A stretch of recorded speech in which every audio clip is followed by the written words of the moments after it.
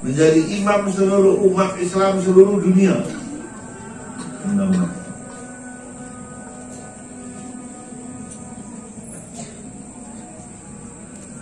Nah, setelah Imam Mahdi, di mana Imam Mahdi munculnya? Di menara putihnya Masjid Damaskus. Sama turun ke sini.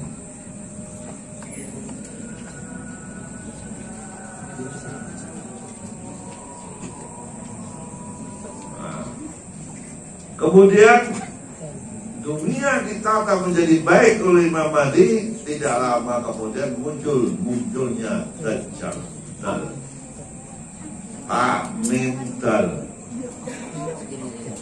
Dajjal. Dal, Sin, Alif, Lam. Dajjal menjelajah ke seluruh dunia kecuali Mekah dan Madinah. Merambah seluruh dunia kecuali Mekah dan Madinah.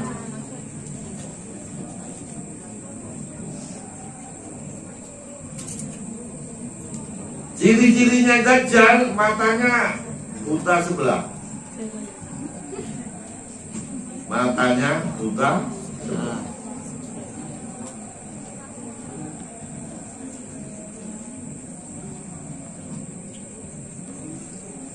Dajjal membawa surga dan membawa neraka. Artinya bukan surga sebenarnya.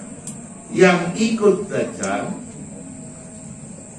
itu disenang-senangkan. Yang tidak mau ikut disiksa, dibunuh, dimatikan, tak ditembak, ada yang akan digergaji. Jadi sikat jadi dua manusia. Orang yang ikut Dajjal calon ahli neraka, yang tidak ikut Dajjal calon ahli surga. Tetapi harus siap disiksa oleh Dajjal.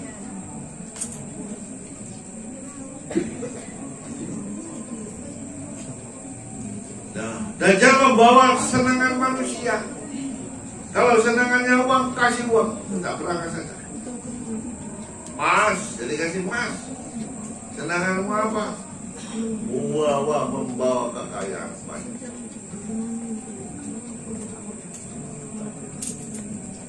Nah, di apa itu bahasa Indonesianya batunya apa? Dai, tidak. Dainya itu ada tulisannya kam, huruf Arab, kemudian fa, kemudian ro. Semua orang mukmin bisa baca. Itu artinya kafir.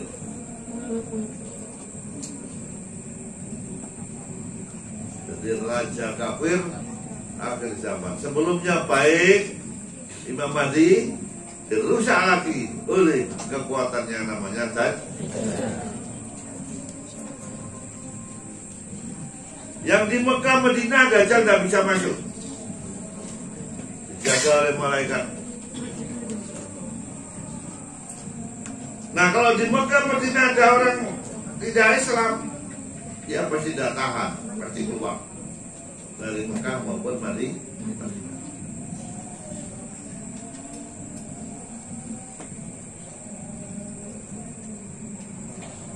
Nah, Dajjal ini dalam waktu singkat bisa merambah seluruh dunia karena pengikutnya sangat banyak. Presiden sana, wah sudah sama dengan Dajjal, tidak ada orang berani.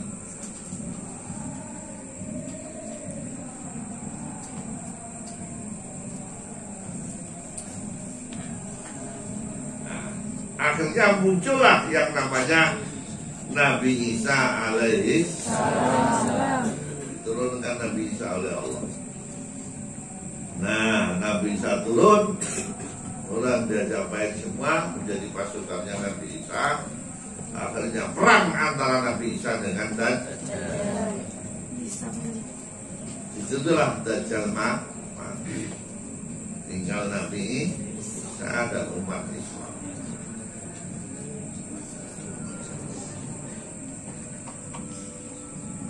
Makanya hurufnya habis dal ain.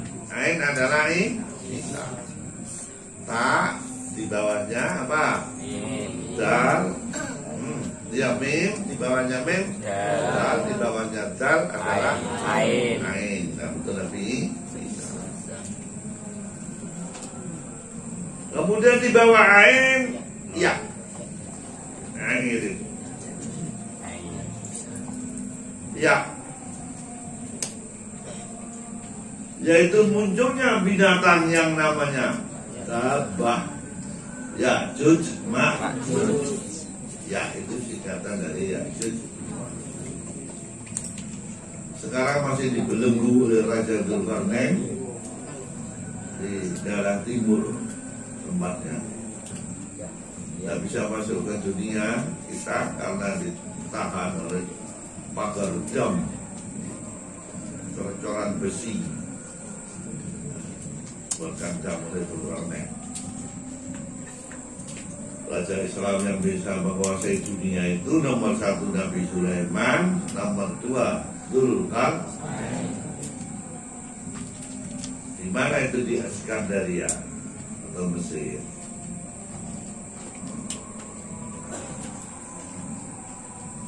Setelah Ya'juj Ma'juj datang, karena damnya itu hancur, sudah lama sekali dari pendaki Allah, di kiamat harus damnya hancur. Ya'juj Ma'juj merambah keluar dari dalam kurungan itu. Nah, Ya'juj Ma'juj itu punya telinga panjang.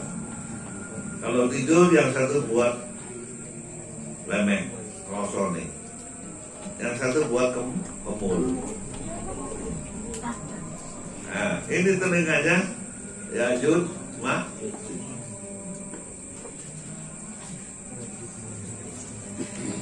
Nah, Ya'juj Ma'juj itu makan apa saja. Ya pohon, ya rumput, ya daun, ya manusia, ya binatang, makan. Semua habis dimakan. Dimangsa semua.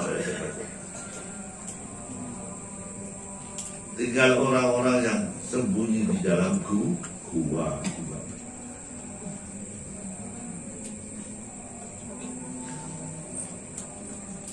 Nah, Ya'juj Ma'juj akhirnya Allah menurunkan hujan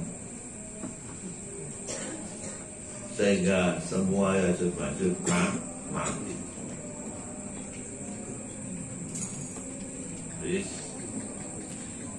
Setelah mati, Allah menurunkan hujan banjir untuk menghilangkan bangkai-bangkainya Ya'juj Ma'juj ke dalam laut.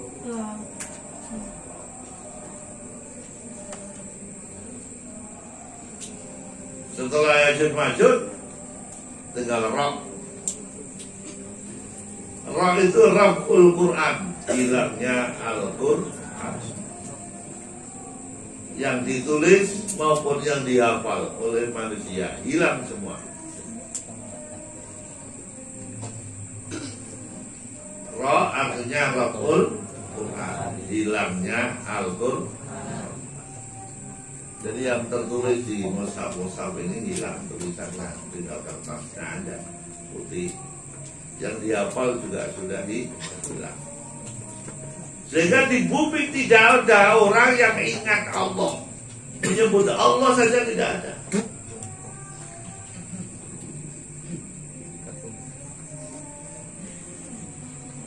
Jadi sudah terakhir.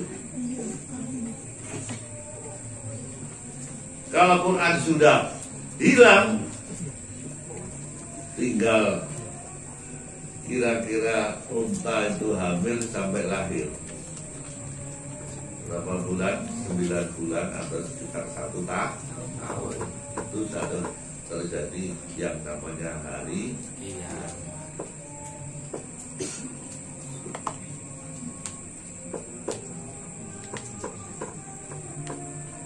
Nah, hari kiamat itu adalah matinya semua makhluk. Jadi setelah Quran hilang, kemudian semua manusia mati, kambing, binatang telah mati. Inilah malaikat Israfil meniup sangkakala yang pertama. Semua makhluk adalah mati, semuanya mati kecuali Allah Subhanahu wa Ta'ala, Tuhan kita, dan kecuali beberapa orang yang dikecualikan oleh Allah.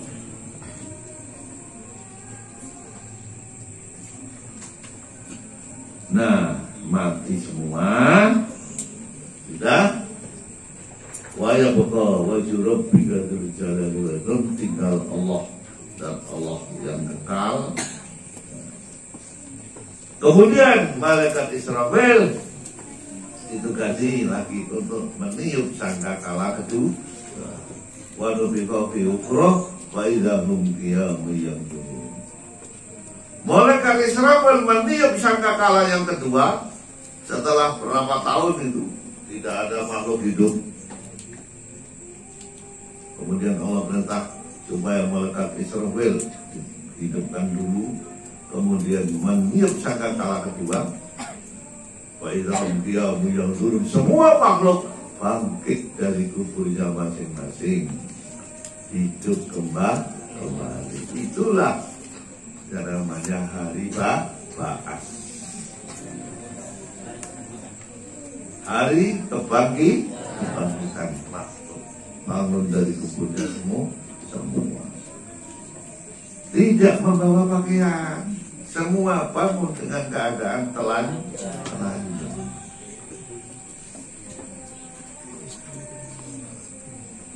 Nah, setelah bangun tidur ini, inilah hari kiamat. Hari ba'ats, hari menerima pengadilan Allah. Wah, ini sampai ribuan tahun, lama.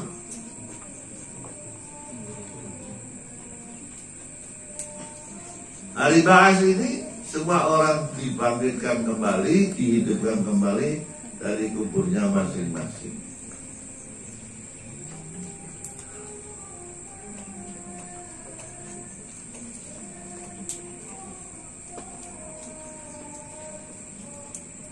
Nah, setelah hidup semua, telanjang semua, hufatan uratan, kalau hadis disebut tidak memakai alas kaki dan telanjang. Disinilah sudah mulai kelihatan orang-orang mengangkat susahnya masing-masing di punggungnya, namun dengan membawa dosa, dipanggul dosa.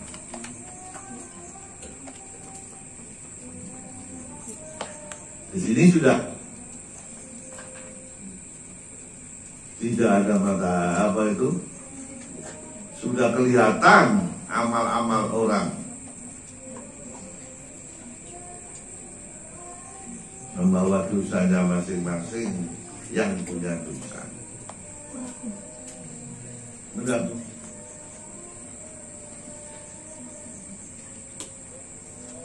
Waktu itulah matahari dipendekkan, sehingga orang ini berkeringat semua, sampai ada yang keringatnya hanya sampai tumit kaki, ada yang sampai lutut, ada yang sampai bokong, ada yang sampai dada, ada yang sampai tenggelam dan berenang dengan keringatnya.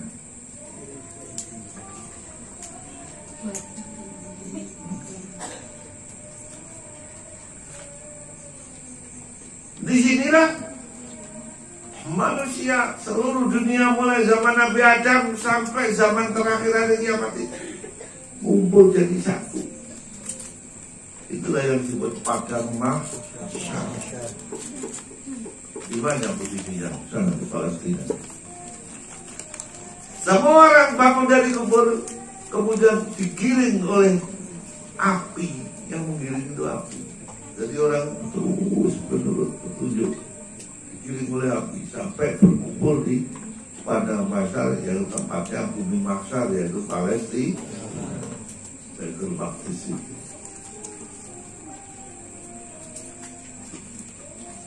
Nah, orang digiring itu dalam keadaan yang bermacam-macam menanggung dosa, membawa dosa-dosanya.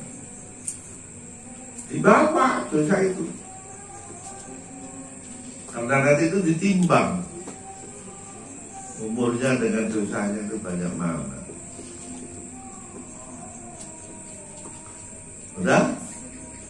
Sampai di situ manusia sangat payah, sudah berkumpul di padang mahsyar, panasnya bukan main, sepertinya matahari dipendekkan, tidak ada angin, kecuali orang-orang yang mendapatkan rahmat dari Allah.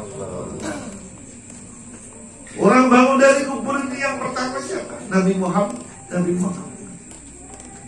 Kemudian disusul Nabi Musa alaihi salam, dan seterusnya. Orang-orang solihin itulah yang terkumpul di sisi Allah, mendapat naungan ketika saat itu tidak ada payung kecuali payung Allah. Termasuk kita harus berusaha mendapatkan payung Allah.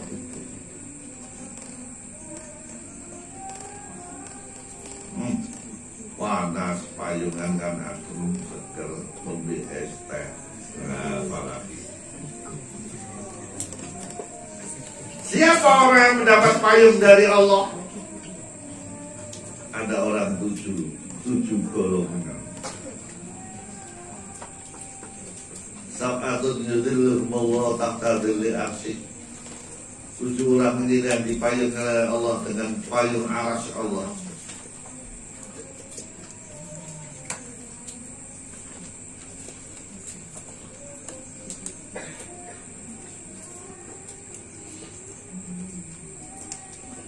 Di antaranya adalah orang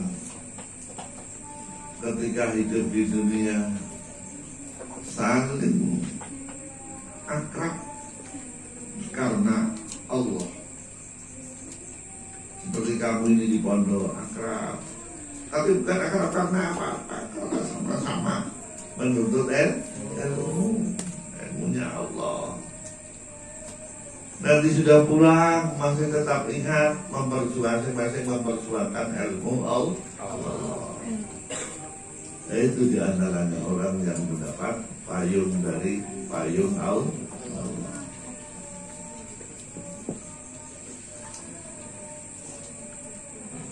Ada lagi orang yang sedekah sirri,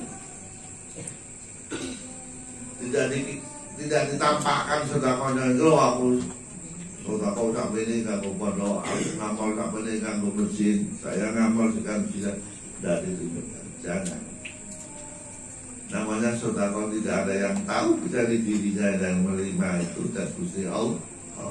Sedekah sendiri. Orang yang sedekah begitu dulu mendapat payung dari payung Allah.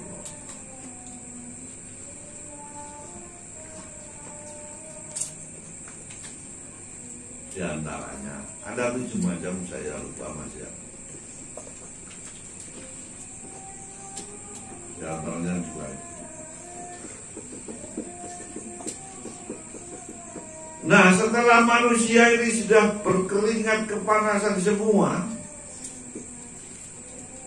kecuali beberapa orang yang mendapat payung Allah itu, mereka manusia mencari nabinya masing-masing, minta tolong kepada mau orang mencari Nabi Adam, bapak kita itu. Nabi Adam bapak manusia semua datang ke Nabi Adam. Nabi Adam, tolong Pak, mintakan pada Allah supaya suasana ini menjadi dingin lah, tidak sengsara seperti ini. Nabi Adam jawab, saya tidak mampu. Saya sendiri pernah punya dosa kepada Allah, yaitu makan buah roti.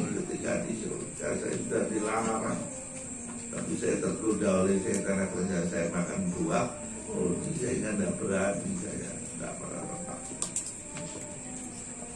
Apa ini ada manusia geruduk-geruduk mencari Nabi ya? No, bapak kedua manusia. Nabi Nuh juga tidak mampu dimintai pertolongan supaya memindahkan suasana menjadi dingin. Sampai kepada Nabi Musa, sampai kepada Nabi siapa? Isa. Tidak mampu, tidak berbuat. Kemudian terakhir hanya kepada Nabi Muhammad. Analah. Sayalah yang akan memintakan syafaat untuk namanya. Nah, disitulah kamu kemudian Nabi Muhammad salat dan sujud selama 7 hari. Bayangkan, kamu kuat sujud 7 hari. Nabi Muhammad berdoa minta kepada Allah, ya Allah, dinginkan suasana ini, ya Allah. Ini sambil sujud selama 7 hari. Kalau dihitung dengan hari ini, waktu itu hari diperpanjang seperti hari dunia. Setelah diperkirakan sudah cukup, baru Allah Ta'ala berkata kepada Nabi Muhammad, ya Muhammad, irfa ra'sak, angkat kepalamu, isfa tusfa, berilah pertolongan umat Muhammad, umat manusia, tusfa, engkau akan diberi hak untuk menolong. Ketika Nabi Muhammad bangkit dari sujud, kemudian apa itu? Berdoa kepada Allah, ya Allah, hilangkan kesusahan ini, hilangkan jerih payah panas yang seperti ini. Akhirnya Allah merubah suasana menjadi dingin, berangin seriwing segar. Inilah semua orang berterima kasih kepada Nabi Muhammad Sallallahu Alaihi Wasallam. Inilah yang disebut syafaat ulama, syafaat yang agung. Nah, ada syafaat lain, syafaat khusus, ini syafaat umum. Islam, non-Islam, kafir, mukmin sama semua merasakan suasana yang dingin, segar. Ini namanya syafaat ulama. Dari situ suasana manusia sudah dingin, sudah enak, bisa ngomong, bisa macam-macam. Tinggal tunggu yang namanya hisab, yaitu pengadilan Allah. Satu persatu dipanggil.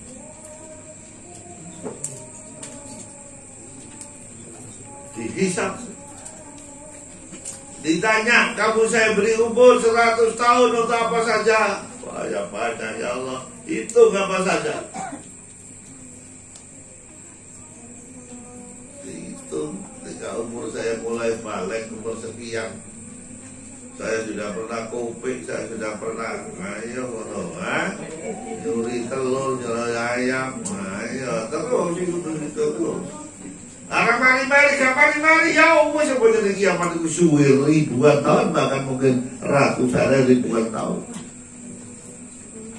Satu persatu. Nah, yang orang soleh, kita kayak bertanjungnya terus apa apa, tak pernah podok orang, tak pernah podok yang Pak Yai mawon. Maksud yang podok kalau mulai nggak terpodok, mendirikan pondok pesantren sampai mati. Nah, kita amal soleh selalu.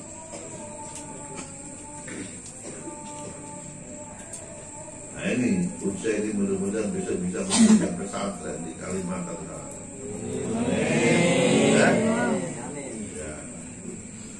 Sehingga hidupnya sejak kecil di pondok, nanti sudah keluarga sudah bisa menjadi kiai, bisa pesantren.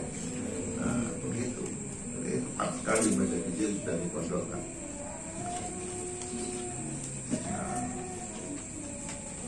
Nah, hisab ini namanya pengadilan Allah. Bagi orang yang tidak beruntung, hisab paling ringan itu berdiri, lantai yang ditempati berdiri seperti bara api yang sangat panas. melaporkan keadaan selama hidup mulai balik sampai mati. Ingat semua. Kalali Pak, dah ada lupa sudah.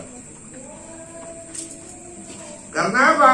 Dicocokkan dengan catatannya malaikat, raqib dan atid. Dikawal oleh malaikat, raqib dan atid. Raqib mencatat amal baik, iya dah. Atid mencatat amal jelek. Kapan saja, di mana saja.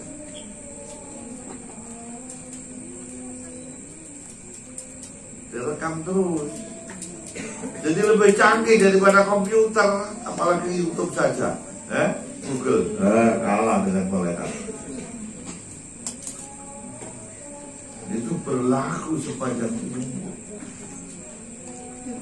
Makanya malaikat tidak bisa dihitung jumlahnya. Raqib atid itu kan jenderalnya, komandannya, direkturnya, anak buahnya, berjuta-juta. Miliaran.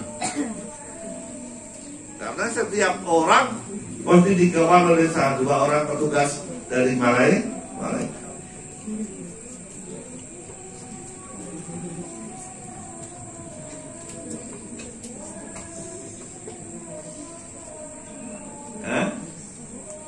Di samping itu amal itu ditimbang.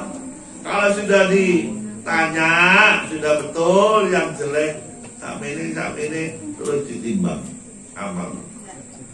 Banyak mana yang baik, amal yang baik dan amal yang jelek. Kalau amal jelek ya sudah.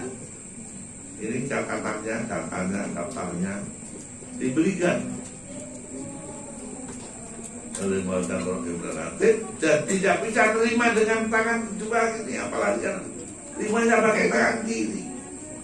Tangan kiri itu dimasukkan ke dalam punggung dan rembes ini begini. Tetapi yang catatannya bagus bisa diterima dengan tangan kanan biasa.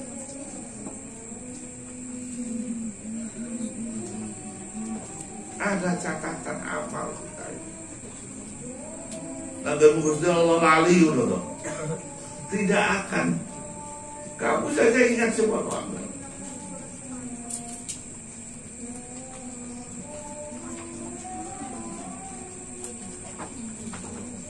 Timbang sudah, kalau di pengadilan sudah, di hasil keputusannya tercatat, catatannya diberikan, ditimbang amalnya.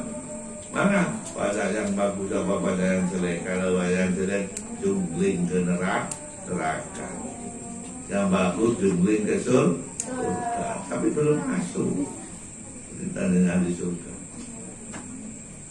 Ya masih campur.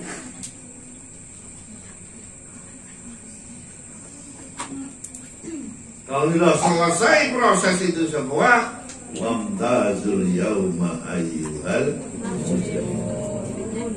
Orang-orang harus memisahkan diri, mana yang berdosa, mana yang bersih dari dosa. Sudah?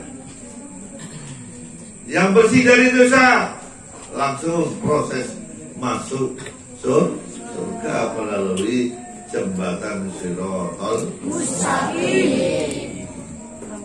Jembatan Shiratal Mustaqim itu melewati neraka jahanam. Di bawahnya jembatan ini neraka, sehingga tidak selamat ya nyemplung juga. Nah, yang pertama melewati jembatan Shiratal Mustaqim itu adalah Nabi Muhammad Sallallahu Alaihi Wasallam. Setelah melewati sampai di tempat surga, dataran surga, Nabi Muhammad siap. Saya di hari kiamat itu menunggu di tempat timbangan amal dan menunggu terakhirnya di ujung jembatan Shiratal Mustaqim untuk menyambut umat-umat yang akan masuk surga.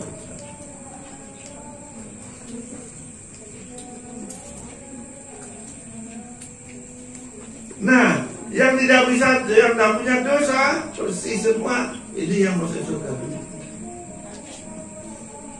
Kemudian yang masih punya dosa banyak, apalagi campur, ya dipilih,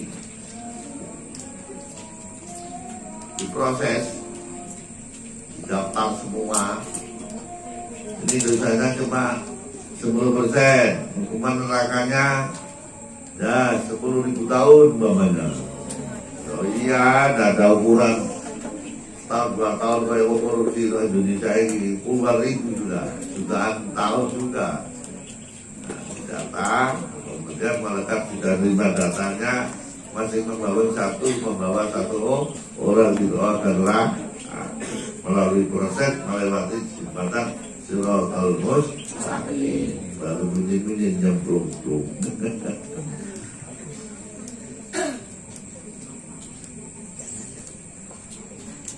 Jembatannya itu luas, seperti jalan tol kurang luas, itu kan orang banyak.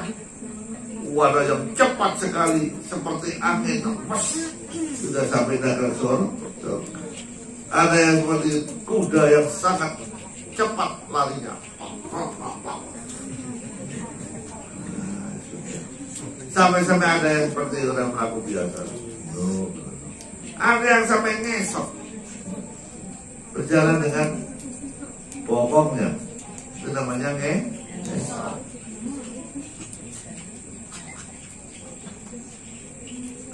Nah, jembatan itu berubah-ubah. Kalau orang kafir bisa lebih tajam daripada pedang, lebih kecil dari rambut yang dibelah 7. Tajamnya kayak apa? Rambut dibelah 7, sudah ada masuk akal di sini. Tapi begitu disebutkan. Tetapi bagi orang yang saleh, berubah menjadi seperti jalan tol. Wah,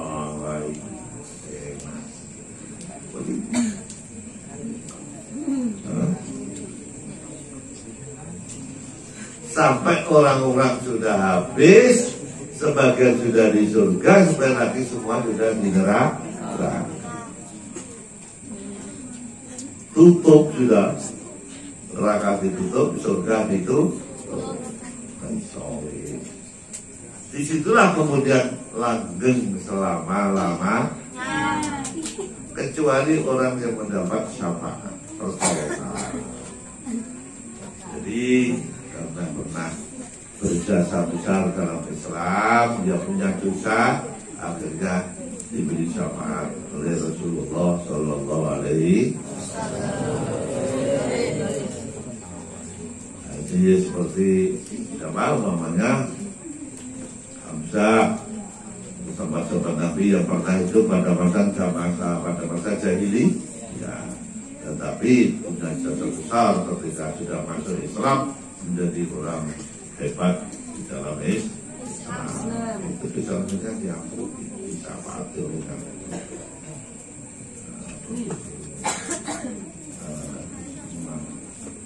Kalau sudah masuk di surga, disambut pemandangan pertama adalah Danau Kausar, Selogo Kausar.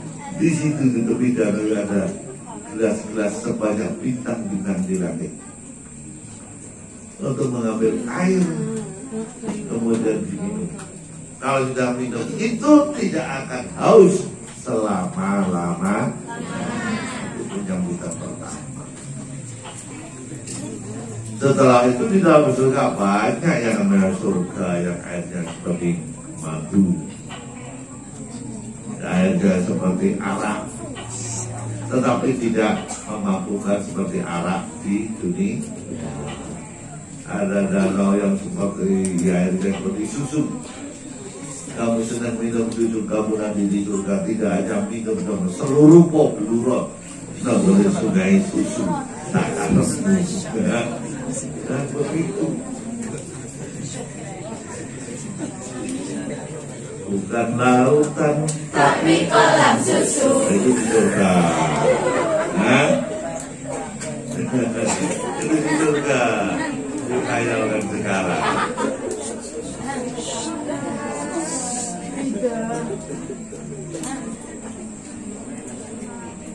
Nah, di situ kemudian juga ahli surga sudah menempati tempatnya sendiri dan sudah punya istri ya bersama istrinya, cari rumahnya menjadi tempatnya.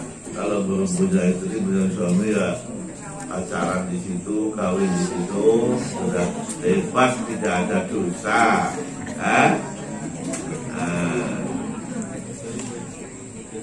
Dan apa? Makanya kemudian terjadi istilah kepethuk iku ana papat to limo. No dunya kepethuk, no akhirat yang kepethuk padha-padha nang swarga. No dunya kepethuk, no akhirat ra kepethuk, situ nang swarga, situ nang neraka. Baik ya? Jadi kepethuk ora kepethuk.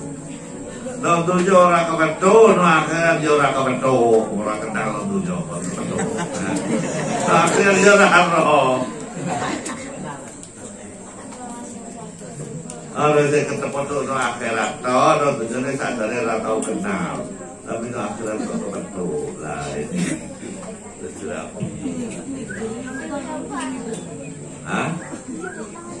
Selain bidadari yang disediakan untuk orang-orang ahli surga. Bidadari itu kulitnya itu tembus pandang.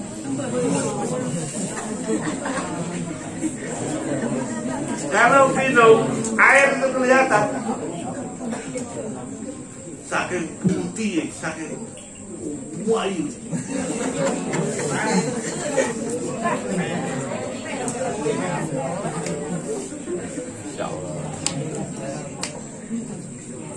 Itu bidadari.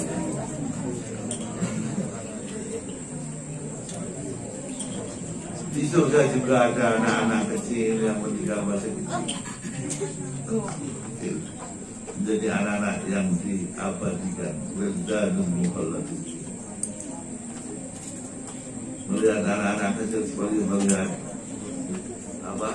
Mutiara-mutiara intan berlian yang disebarkan, indah sekali. Begitu anak-anakku semua. Proses hidup itu. Yang di neraka ya sudah disiksa sampai terusnya.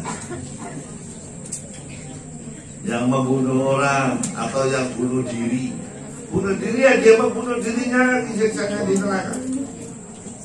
Sampai dibakar, dibunuh dirinya, mati. Kemudian hidup lagi sedikit demi sedikit, dibunuh sendiri lagi, terus menaik. Makanya jangan sekali-kali bunuh diri. Orang bunuh diri itu kekal selama-lamanya di neraka.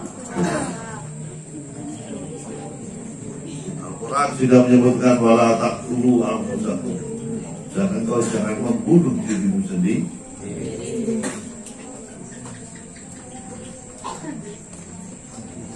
Disitulah macam-macam. Kalau ahli zina, laki-laki perempuan ahli zina ya sudah teteknya menjadi bolor, kosok lagi. Yang bawah dia abon, nyepor, kosok lagi. Kosok merokok, bingung keserang ahli zina. Sing mana ahli yang mana? Kok tuwa keser. Tadi gue di kosok abonnya barengan. Kalau gue itu kayo, celana yo. Dah, masuk itu dari uang kau sampai tidak. Bosok sisa. Alhamdulillah. Lalu diseret.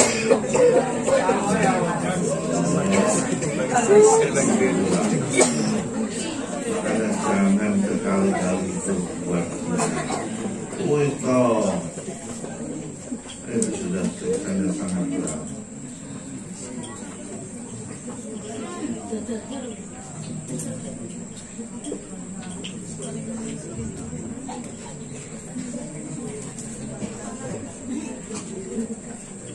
Di situ tak kelihatan amal kekuatan di dunia Gawene lampu, gawene lampu.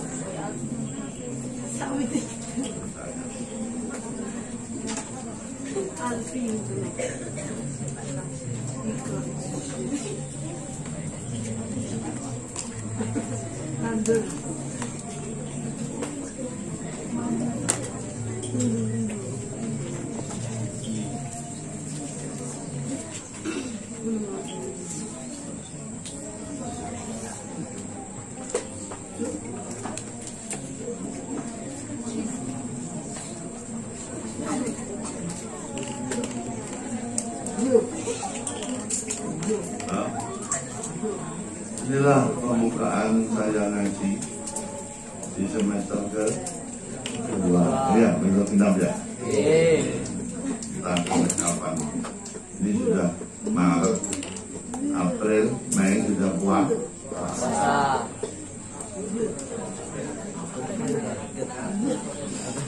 April, Maret, April. Sekarang sudah Maret kan? Nanti kalau 1 bulan lagi.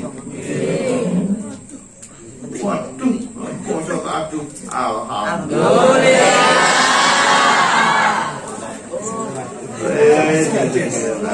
Ada bulan puasa aduh.